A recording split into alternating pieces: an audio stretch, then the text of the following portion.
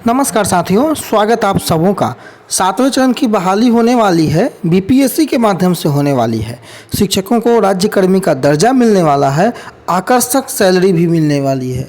लेकिन जब सीटों की बात आती है तो बत्ती गुम डुबिया गुल। क्या है पूरा माजरा?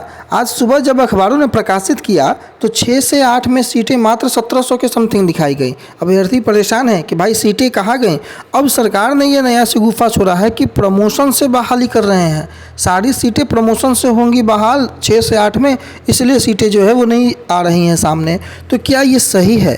जो नियमावली 2023 है, क्या सरकार उससे भी मुकर गई है? सबसे पहले हम आपको नियमावली 2023 की वो प्रति दिखाते हैं। और नियमावली 2023 आखिर कहती क्या है? क्या नियमावली 2023 से सरकार भाग रही है? इन तमाम मुद्दों को जानने समझने के पहले आप ये देखिए, बिहार गजट में ये नियमावली प्रकाशित कर दी गई थी और 10 अप्रैल को जब नियमावली का प्रकाशन हुआ, ये आप देख रहे हैं, उसमें प्राथमिक, माध्यमिक, उच्च माध्यमिक तमाम विद्यालयों के शिक्षकों के लिए अहर्ताएँ निर्धारित की गई। उनके लिए नियुक्ति की प्रक्रिया जो वस्तुतः नियमावली में अंकित है, उस प्रक्रिया को पहले आप देख लीजिए और उसके बाद ये तय कीजिए। हाँ, ये बात सही है कि वर्ष 2020 तक जो नियमावली थी, जो नियमावली 2020 थी, उसमें प्रमोशन के आधार पर पदों को भरने की बातें थीं। लेकिन यहाँ नियुक्ति की जो प्रक्रिया है, शिक्षा विभाग के द्वारा विद्यालय अध्यापक के पद पर सीधी नियुक्ति हेतु जिला स्तर पर जो रिक्त पदों की गणना होगी, उसका रोस्टर क्लियरेंस के साथ आरक्षण कोटिवार अधियाचना आवश्यकता अनुसार जो है आयोग को भेजी जाएगी। यहाँ पर प्रमोशन की बातें आपको कहीं दिख रही होगी तो आप बताइएगा।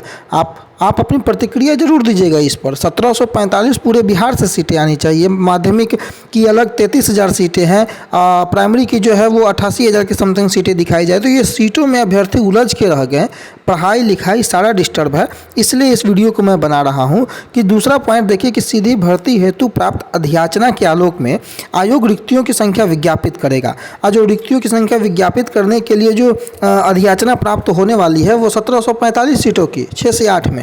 तीसरी पॉइंट को देखिए, परीक्षा हेतु पाठ्यक्रम का निर्धारण आयोग के द्वारा प्रशासनिक विभाग के परामर्श से किया जाएगा। परीक्षा जो है वो अभी सिलेबस आया नहीं है, उसकी चर्चा यहाँ पर की गई थी। परीक्षा का पैटर्न का निर्धारण आयोग और विभाग के परामर्श से किया जाएगा। उक्त परीक्षा में जो हर्तांक नियत करने का जो विवेकाधिकार है वो आयोग के पास रहेगा। कोई भी अभ्यर्थी इस नियमावली के अंतर्गत अधिकतम 3 बार जो है इस परीक्षा में शामिल हो सकता है, इत्यादि बातें जो है इस नियमावली के अंतर्गत की गई थी।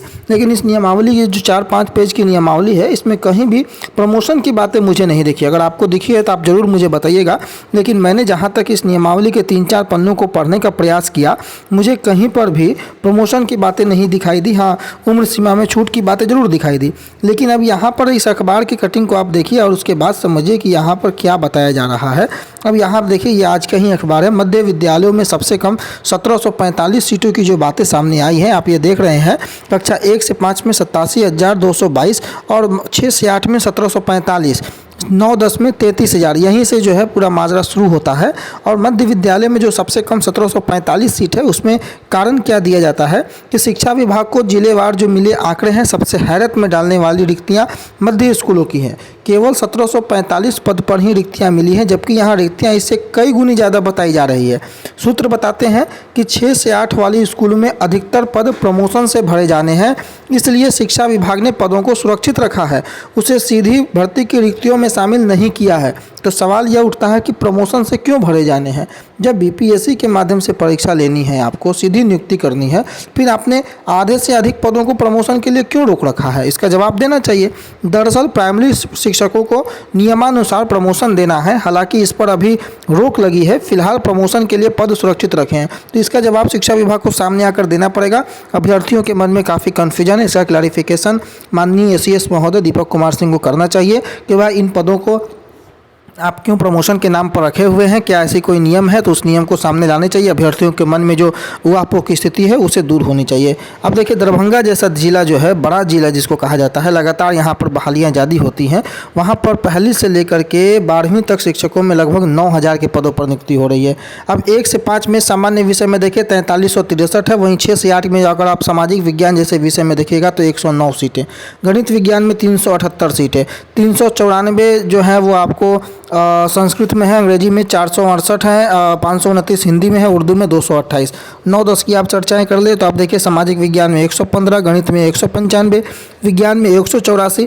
ये डाटा विषयवार जो है वो आपके सामने है। 12वीं में आप देख लीजिए जो आपके सब्जेक्ट हैं, महत्वपूर्ण विषयों के सामने आपकी जो सीटें हैं वो दर्शाई गई हैं विषयवार, इसको भी आप देख सकते हैं। हमारा मेन मोटो यह था कि 6 से 8 की जो सीटें हैं, अगर नियमावली में प्रमोशन की बातें 2020 नियमावली में ज़रूर थी, लेकिन 2023 नियमावली में तो कोई प्रमोशन की बातें नहीं, पदों पर जो है वो सीधी भर्ती की बातें हैं। तो उन पदों को रोक करके क्यों रखा गया है, उसे सुरक्षित क्यों रखा गया है प्रमोशन के नाम पर? क्या उन पदों पर बहालियां, सीधी नियुक्तियां नहीं होंगी? क्या उन पर प्रमोशन होगा? और अगर प्रमोशन होगा तो 1745 रिक्तियों का अभ्यर्थी करेंगे क्या?